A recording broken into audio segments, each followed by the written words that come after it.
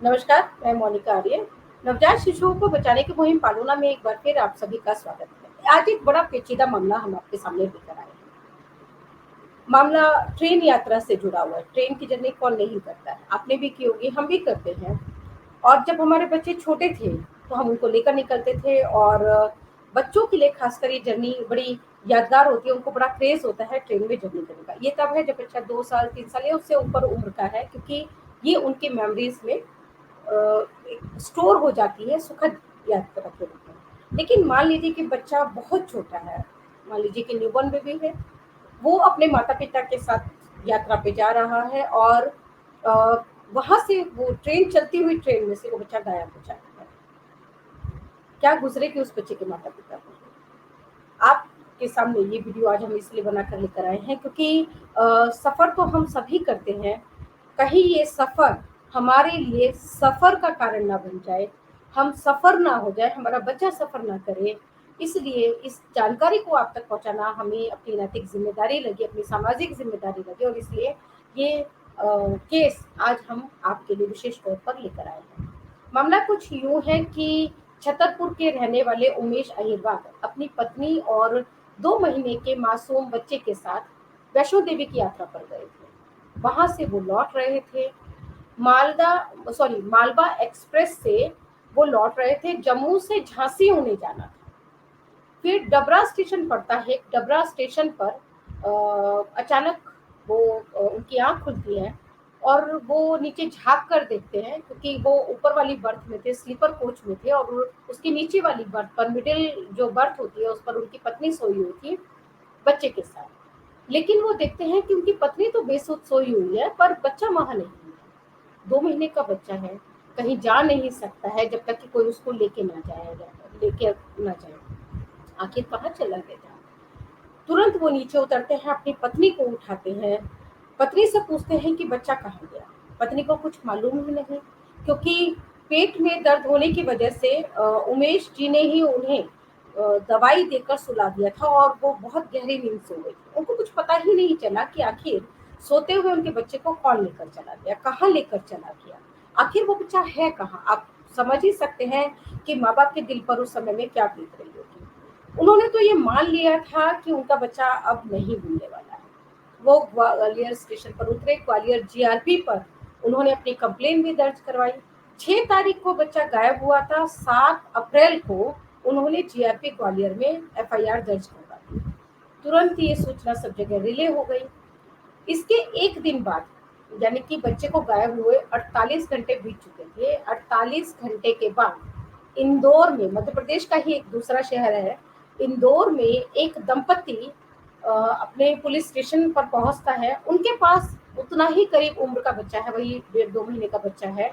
वो ले जाकर वहाँ पुलिस थाने में उस बच्चे को देते हैं और कहते हैं कि ये बच्चा उन्हें मालवा एक्सप्रेस में मिला था और ऊपर की बर्थ पर मिला था। ये वही मालवा एक्सप्रेस है जहाँ से 2 दिन पहले बच्चा मिडिल बर्थ पर अपनी माँ के साथ सोता हुआ गायब हो गया था। आखिर 48 घंटे कहाँ था ये बच्चा? किसके पास था? किसने उसको वहां से उठा लिया था?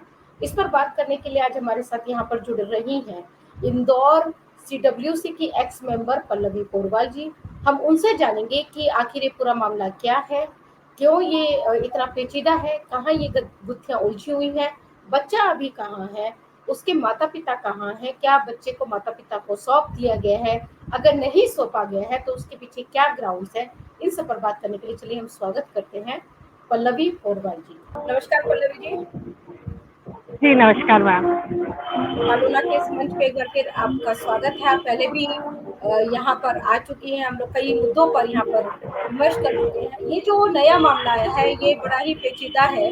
बच्चा 48 घंटे तक गायब रहा है, कहाँ रहा, क्या हुआ उस बच्चे के साथ, इस पर मैं थोड़ा सा आपसे जरूर जानना चाहूंगी, क्योंकि आपके पास जो भी इंफॉर्मेशन होगी वो बहुत ही कंफर्म न्यूज़ होगी, क्योंकि अलग-अलग न्यूज़ सोर्सेज़ में मैं पढ़ रही थी, अलग-अलग बातें कही गई थी। तो आप बताएँ कि क्या है इस पूरे मामले की जानकारी? मैम, 8 अप्रैल को हमारे पास सूचना आई जीआरपी थाने से तो चूंकि 4 अप्रैल को कार्यकाल खत्म हो चुका है, तो जो सदस्य अभी कार्यकाल में है, उज्जैन से प्रभार है गजेंद्र जी तोमर जी, उनको मैंने सूचित किया कि 2 माह का लगभग बच्चा जीआरपी को मिला है और उसको जी शेल्टर की रिक्वायरमेंट है। बच्चे का मेडिकल कराने के उपरांत बच्चे को शेल्टर होम में रखा गया।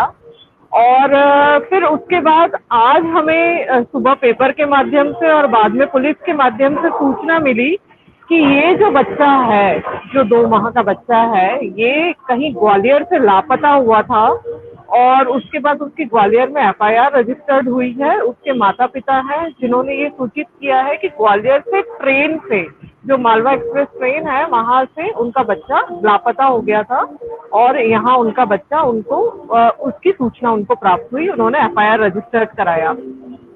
तो जैसा कि पुलिस के माध्यम से हमें ज्ञात हुआ कि उन लोगों ने ये बताया कि हम लोग वैष्णो देवी दर्शन करने गए थे, वहां से लौट रहे थे और जी उसके बाद वहां पर रास्ते में ही ट्रेन में नींद लग गई और उसके बाद जब थोड़ी सी आँख खुली तो ये पता चला कि पास में जो बच्चा सोया था वो गायब था, उनका 2 माह का बच्चा। तो उन्होंने तुरंत वहां पर ग्वालियर में एफआईआर, बच्चे को बहुत ढूंढने का प्रयास किया, माँ बड़ी बदहवास सी हो गई।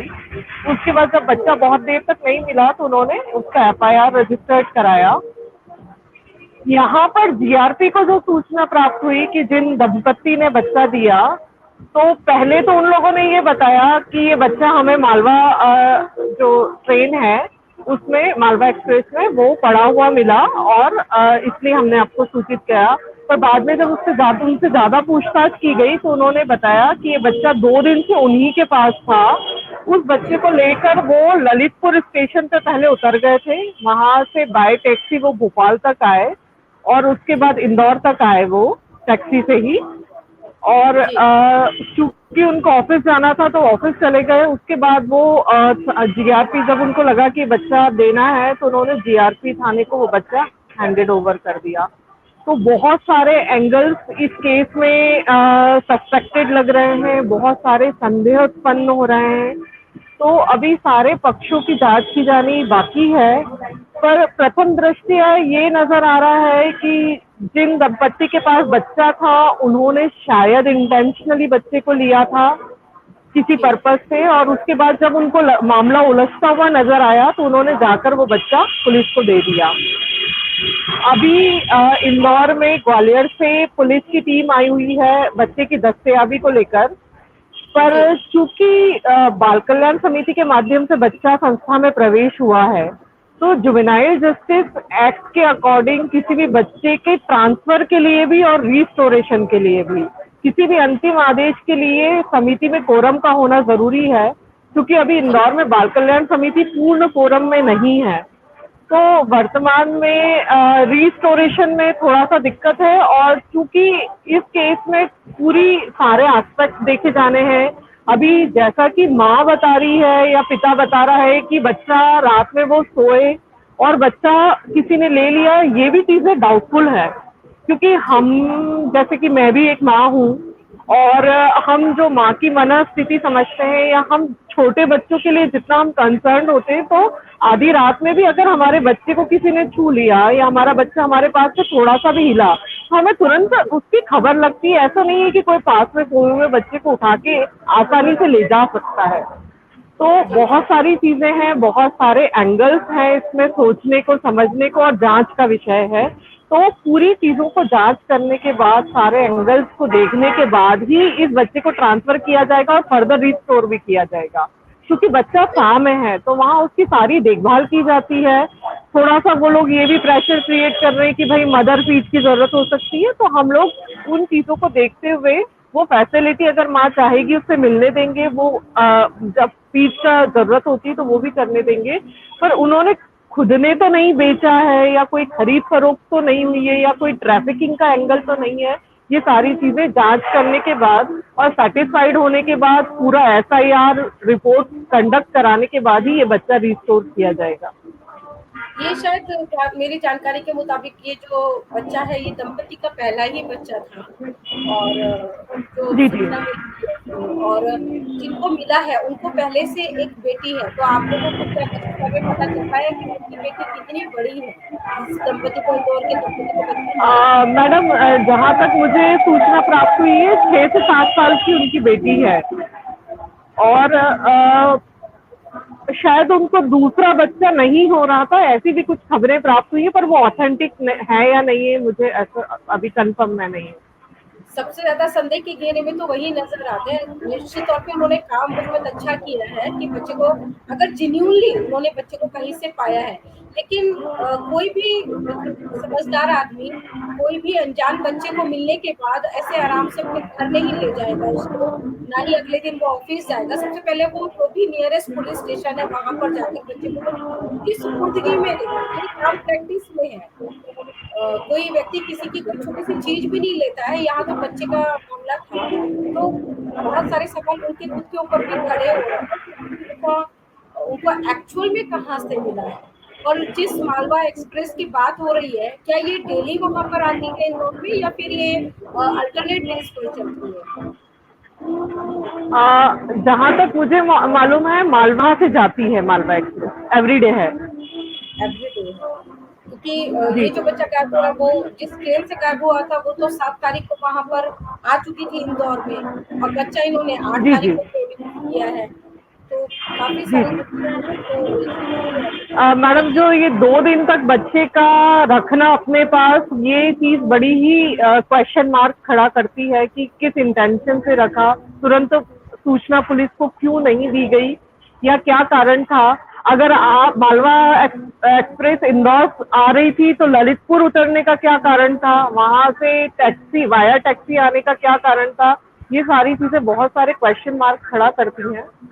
तो एक खबर तो मैं बच्चे को देख रही थी कि उन्होंने पुलिस को ये बयान दिया, और उसी के आधार पर वो रिपोर्ट में आया है कि उनको जब वो बच्चा उनको ऊपर की बर्थ पर मिला, तो उसके 2-3 घंटे के बाद कोई 2 लड़के आके उनको धमकी, पहले से उनसे बच्चा मांगा।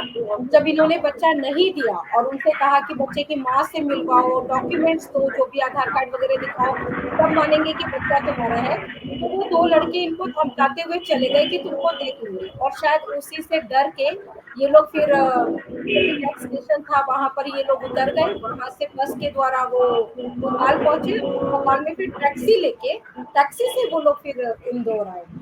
ये सारा काम उन्होंने किया, लेकिन उन्होंने पुलिस को इन्फॉर्म नहीं किया। पुलिस को सवाल सबसे सूचना बड़ा नहीं दी। यही है, क्योंकि वो और ट्रेन में। मैडम, डॉक्यूमेंट चेक करने वाले, और ये किस अथॉरिटी से आप लोग किसी के डॉक्यूमेंट चेक कर रहे हो, और ये सारी स्टोरी सॉर्ट ऑफ ही लगती है कि बस से आना फिर टैक्सी से आना, तो ये सब कहानियों जैसा लग रहा है, सच्चाई इसमें कम नजर आ रही है। पर पुलिस अपना काम कर रही है, ये पुलिस का जो इन्वेस्टिगेशन पार्ट पर पुलिस काम कर रही है। और हम लोगों ने जो बाल कल्याण समिति है और सा है, उन्होंने बच्चे को पूर्णतः सुरक्षित रखा है, बच्चा पूरी तरह स्वस्थ है। अभी पहला कंसर्न हमारा ये है कि एक बच्चा है जो कि स्वस्थ रहे और सुरक्षित रहे, तो वो अभी हमारे पास है। आगे फर्दर इन्वेस्टिगेशन के बेसिस पे ही सारी प्रोसीजर होगी। जी, भोपाल से एक लेटेस्ट अपडेट मुझे ये मिला है थोड़ी देर पहले कि बच्चे के शरीर पर, खासकर चेस्ट पर कुछ निशान मिले हैं, जैसे कि उसके साथ कुछ मारपीट की गई हो, उसको मारा पीटा गया हो, कुछ इस तरह की। क्या आपकी जानकारी में इस तरह की कोई नहीं बात है? मैम, मेरी जानकारी में ऐसी कोई खबर नहीं। चलिए, बहुत बहुत धन्यवाद पल्लवी जी, ये सारी जानकारी हमसे thank you share so much. करने के लिए। आपसे आग्रह रहेगा कि इस केस में जो भी अपडेट होता है, क्योंकि बड़ा ही अजीब सा, बड़ा ही अलग सा केस है, तो वो आप हमसे भी जरूर जी जी शेयर करें, ताकि हम लोग दर्शकों को भी बता सके कि आखिर 48 घंटे बच्चे के गायब होने के पीछे पूरा रहस्य था किस अंदाज से। जी, थैंक यू सो मच। नमस्कार।